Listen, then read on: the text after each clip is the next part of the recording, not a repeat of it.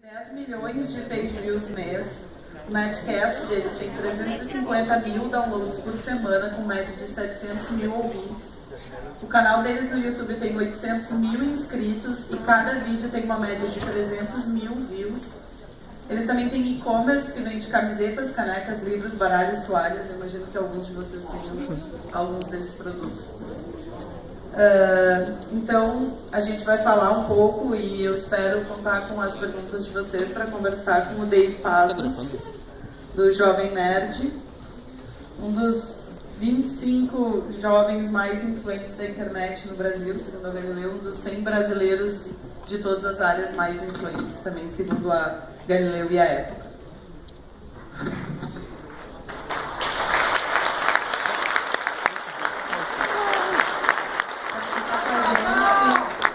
Também está com a gente o Alexandre Toni, via Skype, como vocês podem ver.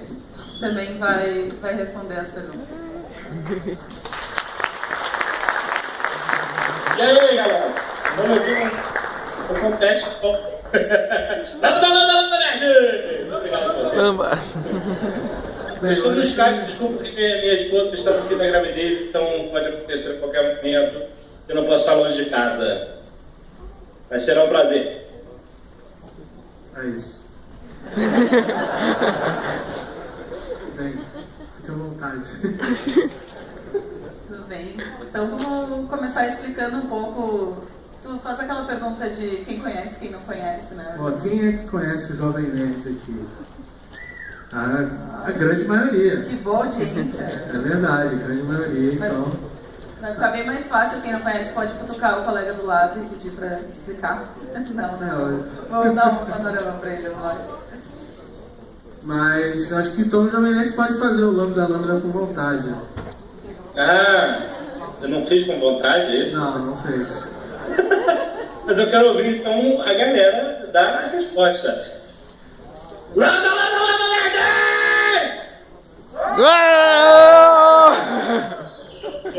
A resposta agora. Os executivos do banco estão um pouco nervosos. Muito bem. Quando eu recebi o programa aqui do evento, que tinha a apresentação de vocês, em vários momentos falava assim, então você vai receber os nerds, porque os nerds vão dizer isso, e aí você vai apresentar os nerds, eles vão falar isso e aquilo e tal. Como é legal quando você consegue incorporar um termo que alguém transformou em algo pejorativo e transformar isso em algo absolutamente positivo, como é o caso de vocês, um enorme sucesso que é o empreendimento de vocês hoje. Vocês são empreendedores, não são apenas jovens nerds, não é? Na verdade, jovem a gente não tem mais nada. Mas sim, não é uma responsabilidade só nossa, mas acredito que a gente tem uma parcela de culpa nessa transformação do termo nerd aqui no Brasil, pelo menos, né? Alexandre quer falar sobre isso? Já que está aí fora. Bom, eu lembro muito bem que eu era o nerd da sala e todo mundo me chamava de nerd e ficava implicando comigo, e aí no momento em que eu decidi fazer assim, sou nerd mesmo, e aí e eu lembro bem dessa cena, todo mundo falou assim, esse é o rei dos Alexandre, é o rei dos nerds, nerd. E eu fazia assim, nerd. E aí pararam de implicar comigo por ser nerd. Quando eu assumi a identidade, eles foram encher o saco de outra pessoa que tinha problemas com sua identidade. Então, na hora de criar um blog e criar conteúdo para a internet, a primeira coisa que veio à minha cabeça foi a identidade nerd que eu sempre tive. Então, o Jovem Nerd passou a ser essa publicação de um Jovem Nerd, depois do Azaghal, que se juntou com uma dupla criativa sensacional para criar conteúdo engraçado e divertido para o público nerd que, assim como eu, estava meio perdido por aí, sem saber que ser nerd era legal. Então, o Jovem Nerd acompanhou aí o crescimento da identidade nerd através da cultura, né, que aconteceu, assim, a explosão de cultura nerd, a explosão de serviços de internet de computação, de tudo, de tecnologia em geral, que estavam sendo criados por caras nerds no Vale do Silício, ou aqui mesmo no Brasil, onde fosse.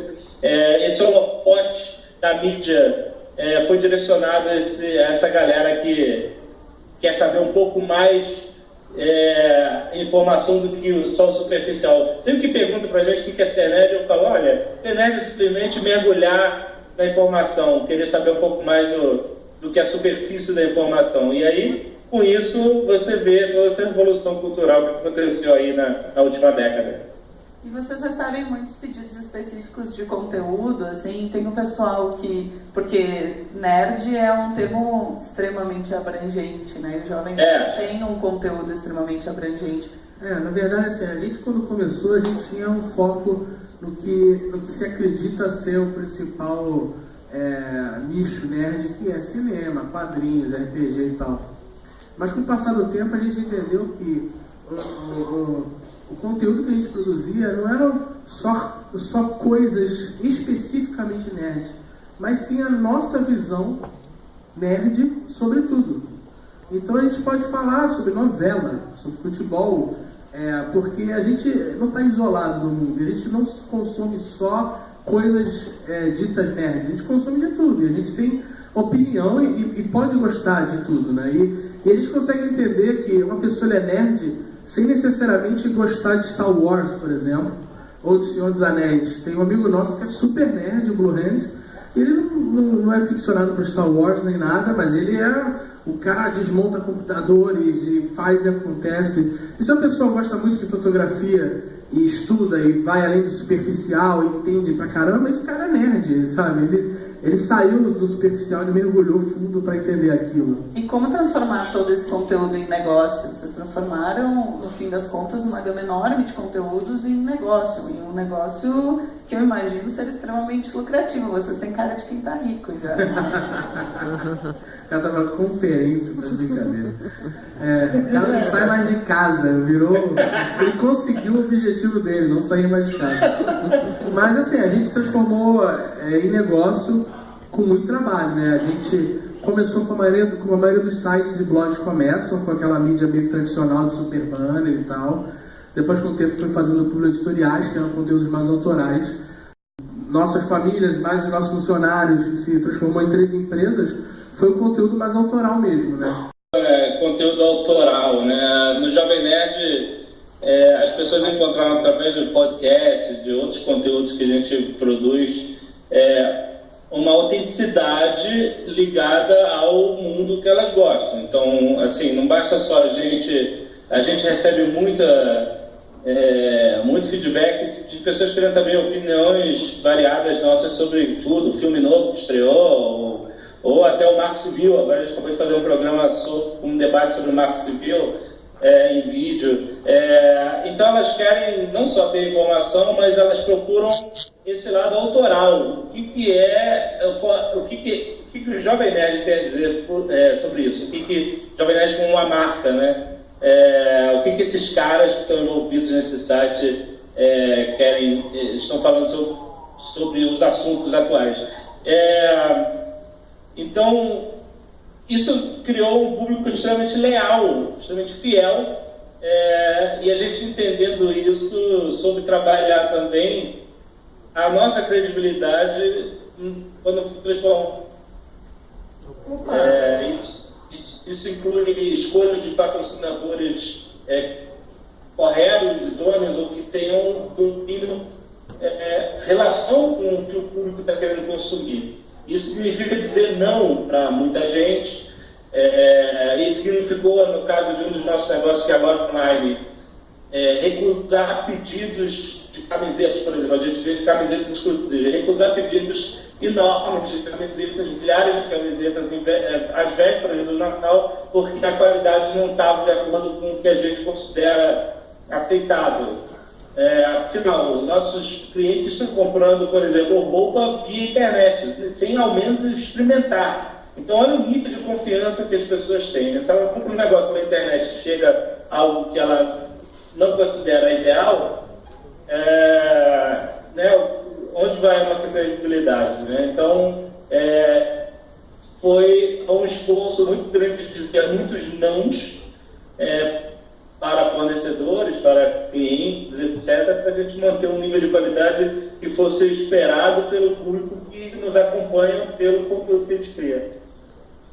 E vocês já têm previsão de alguma expansão de conteúdo para outras plataformas, além da web especificamente? Vocês já receberam convite de TV, de outras plataformas, de rádio, enfim, na verdade, grupos? A gente já recebeu convite de todos esses formatos de mídia, tanto de rádio quanto de TV a cabo, né, TV por assinatura, na verdade. Mas a gente conversou e tal, mas a negociação nunca foi para frente, porque a gente sempre a balança sempre pesa muito negativamente quando a gente tem que entregar parte do controle do nosso conteúdo para terceiros, né? Hoje, na forma que a gente publica, a gente tem um veículo, a gente tem vários veículos de massa que entregam o nosso conteúdo sob demanda para o mundo inteiro, né? A gente não precisa estar numa rede de TV e depender do sinal daquela rede, que é uma concessão, não sei o que lá, e que vai depender de toda uma escala de burocrática e de interesses da empresa, que toda empresa tem o seu interesse. Então o interesse dessa empresa poderia conflitar com o nosso.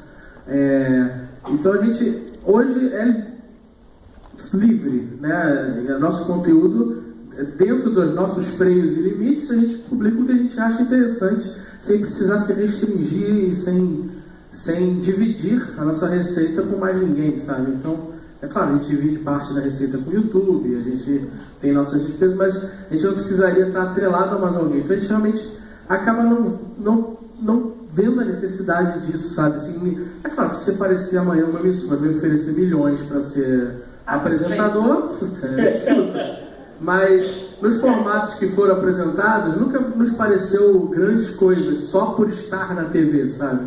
A gente está muito bem. A gente tinha essa ilusão de televisão, de rádio e tal, mas há muitos anos atrás um fã mandou um e-mail para nós, a gente falava isso muito no podcast, não vejo a hora de ir para TV e tal. E aí ele mandou escrito assim, por que vocês falam tanto de TV se vocês já têm um veículo, né? Já tem internet? E aí, a partir daquele e-mail desse fã, que eu não lembro o nome, você mudou a nossa cabeça e a gente não lembra de você, desculpa. Mas mudou, e a gente realmente não se preocupou mais com isso, sabe? A gente estava aí, qualquer um pode ouvir, qualquer um pode nos assistir. 800 mil pessoas assinam o canal de vocês no YouTube, já é bastante gente. Uma audiência considerável, né? Considerável. E quanto a outros modelos de negócio, assim, a gente tem vários outros grandes do YouTube, por exemplo, o Porta dos Fundos, que diversificam a sua maneira de ganhar grana via vídeo, né? Tem merchandising, tem 1 zilhão de outras maneiras de ganhar grana via... A gente tem vários tentáculos, vamos dizer assim, né? Nós temos a publicidade, que é o que o Jovem Nerd faz, seja conteúdo no site, seja conteúdo no vídeo, seja o AdSense, seja a gente falando do produto, ou ele estando exposto no cenário. São várias formas de monetizar esse material. Isso acontece no Nerdcast, no Nerdplayer. A gente tem a Nerd Store, que é outro braço, é uma outra empresa que faz parte do grupo, que é o nosso e-commerce, onde a gente vende produtos exclusivos. A gente tem a Nerd Books, que é a nossa editora, onde a gente lança os nossos livros para o nosso nicho. Agora a gente abriu a Amazing Pixel, que é uma produtora de vídeos, e uma network do YouTube para trabalhar outros canais que não o Jovem Nerd e mais outros canais, e prestar o mesmo serviço que a gente presta hoje para o Jovem Nerd de departamento comercial e de otimização, de uso de ferramenta. A gente também presta via Amazing Pixel. Então a gente, assim como o Porta dos Fundos, o Porta dos Fundos está vendendo camiseta, está fazendo joguinho, ele faz muito conteúdo para cliente, que às vezes nem vai para o ar, né? Que o cliente bota internamente ou bota no próprio canal. Eles são um ótimo exemplo realmente de como diversificar e não ficar dependendo só de uma fonte de monetização, porque isso é um erro, você depender só de, por exemplo, no caso do YouTube, você depender só daquele banner do YouTube ou só do AdSense. Amanhã o YouTube pode mudar a regra do jogo, porque é a empresa dele. E se você estiver dependendo só daquela fonte de renda, isso já aconteceu na época dos blogs, onde todos os blogs dependiam só de uma fonte de renda e ela se modificou e teve uma grande queda no faturamento. Então, você diversificar e abrir seu leque e poder pegar um pouquinho de cada lugar, se uma das fontes desequilibra, muda a regra, você tem todas as outras sustentando ainda. E quanto ao conteúdo, você estava comentando antes como o nerd não é necessariamente o cara que gosta de Star Wars ou apenas tecnologia, mas é o cara que se interessa profundamente por algum conteúdo. É praticamente eu vou dizer, porque pode ser que vocês sejam pessoas de outro planeta e tal, mas é virtualmente impossível duas pessoas ou um grupo pequeno de pessoas deterem toda a sabedoria do universo. Então eu queria saber como é que vocês determinam, assim, quais são os assuntos de maior interesse, de maior aprofundamento do Jovem Nerd, e como é que vocês lidam com as eventuais cobranças que devem vir em larga escala do público para que vocês lidem com outros assuntos ou com mais aprofundamento sobre um assunto ou outro, porque afinal de contas esse é um público extremamente qualificado cultural e intelectualmente, né? Então queria saber como é que vocês se preparam para isso e lidam com a eventual frustração que o público pode vir a ter por vocês, enfim, não saberem todas as respostas para todas as perguntas. Isso acontece bastante. As pessoas cobram da gente conteúdo relacionado do que elas gostam, séries, livros, filmes, etc. E, obviamente, a gente não tem o conhecimento de causa para falar com propriedade de tudo. Mas no caso do podcast, que é um podcast de 1h30 semanal, ele está sempre sobre um assunto específico, a gente começou com um grupo muito coeso de amigos de escola, de faculdade, a conversar sobre o que a gente sabia. E conforme o site foi crescendo e a gente foi conhecendo mais pessoas interessantes, inteligentes, de diversas áreas, a gente foi formando um corpo de colaboradores bastante eclético. Então, quando a gente vai fazer um Nerdcast sobre ciência, a gente tem um grupo de pessoas que sabem sobre o assunto. A gente tem físicos, tem biólogos, tem historiador agora, a gente vai falar sobre uma série específica que a gente viu pouco, a gente vai achar quem viu mais, quem é viciado, quem gosta mais daquilo. Então, os colaboradores, eles são a nossa muleta para assuntos que a gente não domina. E é impossível não dominar todos os assuntos. Então, um exemplo que eu posso dar é a Nerdologia, que é um canal novo do YouTube, se você digitar youtube.com/nerdologia. É um canal que a gente produz de ciência, que é apresentado por um biólogo, PhD, mas a gente pensou, a gente vai fazendo um canal sobre ciência ou sobre biologia, porque também dentro da área ele tem um limite de conhecimento. Então a gente fez uma reunião com um monte de produtores de conteúdo de ciência da internet para convidar eles a serem colaboradores. Então, muitas vezes, na criação de pauta, quando está falando de engenharia, mecânica, física, você tem a participação de todos esses colaboradores que são citados nos episódios para justamente a gente compor com quem entende mais desse assunto, né? Agora, sobre a demanda, a gente tem um Excel enorme de pedidos sobre assuntos que a gente vai tentando matar no passar do tempo. Por incrível que pareça, hoje em dia é mais difícil a gente fazer uma pauta sobre cultura pop do que sobre ciência, ou história, ou política, porque para fazer uma pauta sobre um seriado, a gente tem que assistir o seriado, tem que ter, às vezes, seriados são gigantescos, tem uma vida inteira. E a gente não tem tempo de assistir, às vezes não tem gente suficiente que tenha assistido. Enquanto ciência ou história, a gente sempre consegue um ou dois que entendem o assunto e aí a gente vai, sabe? A gente dá uma estudada e vai. Perfeito. Bom, estão chegando várias perguntas, ainda bem, o pessoal está participando. Duas delas mais relacionadas ao restante do evento. Vamos ver se a gente consegue transformar as duas, mas duas não estão assinadas. Vocês podem assinar as perguntas, tá? Para eles conhecerem. Senão a gente não vai lembrar de vocês no futuro. Vocês não vão lembrar de vocês. Só pergunta pode mudar a nossa vida. Quando eles estiverem ricos, eles não vão lembrar de vocês. Inclusive, quem estiver aí baixando alguma coisa, eu sei que Jack Bauer voltou, pare de fazer download, que o Jovem Nerd está tudo travado aqui. Opa! Parem de usar a internet, né, para fazer download legal. Vamos deixar os meninos falarem. Muito bem. Então, uma pergunta aqui. Dentro dessas tecnologias da sociedade digital que foram abordadas no evento, 2 perguntas. O que vocês usam dessas tecnologias e se tudo é interligado na casa de vocês? E uma outra questão também não assinada, o que vocês acham de Bitcoin, internet das coisas? Ou seja, o que vocês acham de tudo no mundo digital? Começando pelo final aqui, Bitcoin, internet das coisas. Essa é a nossa vida, né? Que a gente acha de tudo.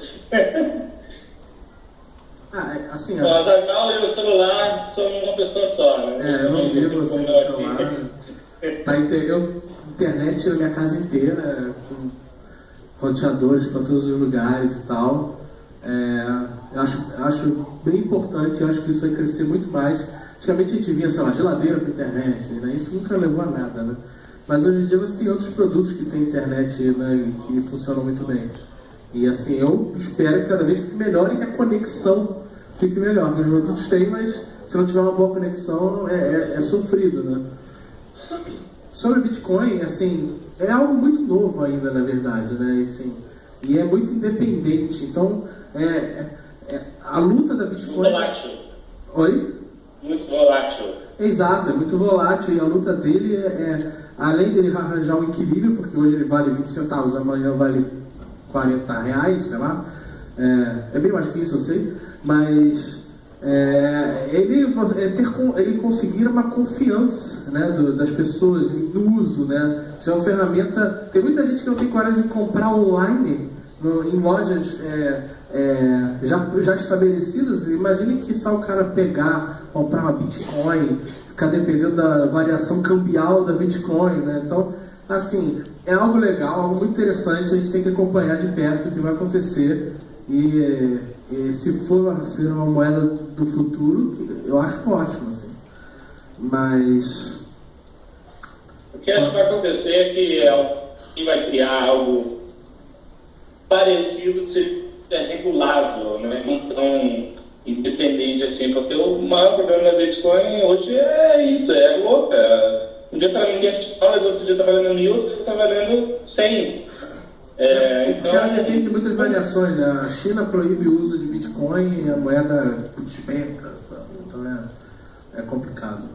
Muito bem, vamos tentar passar... Vocês falaram de drones aqui também, né? Agora há pouco teve um drone voando aqui no palco e tal. E isso é uma tecnologia... os drones é um negócio engraçado, porque esse drone que a gente viu aqui não é o drone militar que existe, né? Sim, tem uns milhões de modelos. E existe essa tecnologia e as pessoas não sabem ainda muito bem para que usar ela, né? Ela vem sendo usada para produções audiovisuais e tal. Outro dia eu li um cara falando assim: imagina quando os paparazzis descobrirem os drones, né? Mas ela ainda não tem uma função específica. A Amazon falou que vai usar drones para fazer entrega. Não vai, sabe? Não vai, impossível. Imagina, 100 mil drones voando, que inferno que seria. Olha que o pessoal tá gravando o que tu tá dizendo aqui. Não, mas não vai. Você imagina um hotel em Orlando, que recebe centenas de milhares de brasileiros, ele ia ter que botar um funil gigante para os drones ficarem o dia inteiro jogando, porque assim, um inferno. Ele tem que ter um aeroporto de drone para receber essa quantidade absurda de encomendas, sabe? Então, assim, eu acho que uma tecnologia maneiríssima. Eu não vejo a hora de ter o meu drone, com câmeras e lasers, mas as pessoas ainda não sabem muito bem. É legal, porque quando você não sabe muito bem o que você fazer, mas você acha interessante, tá todo mundo correndo atrás de descobrir um uso efetivo para ele, né? Isso é muito legal, né? Quando a tecnologia vem antes do uso. Exato, a gente pode inventar o que fazer. Exato, exatamente. Muito bem. Eu falei que o pessoal era exigente. O vídeo do Nerd Player atrasou essa semana. O vídeo não atrasou, ele não foi publicado. Só tá reclamando. Eles perguntam aqui se isso foi um jogo para o vídeo do Marco Civil da internet, ou seja, teorias da conspiração surgindo, ou foi apenas uma coincidência. O Jovem Nerd que vai falar sobre isso. Ele é o chefinho do Nerd Player. Eu sou o chefinho do Nerd Player, ok. Não, gente, foi uma confusão de atraso de prazo. A gente teve 300 mil feriados agora em abril, e isso acabou impactando na nossa produção, então a gente teve que pular uma semana para poder voltar ao prazo, senão toda a nossa programação ia começar a atrasar, e isso é muito pior do que atrasar um programa só. Então são decisões que a gente tem que tomar, não são populares, mas a gente achou que dos males esse ia ser menor. Porque se a gente começa a atrasar toda, a gente tem uma grande produção de programas cada vez mais, e a gente precisa fazer com que essa linha de produção aconteça de forma eficaz.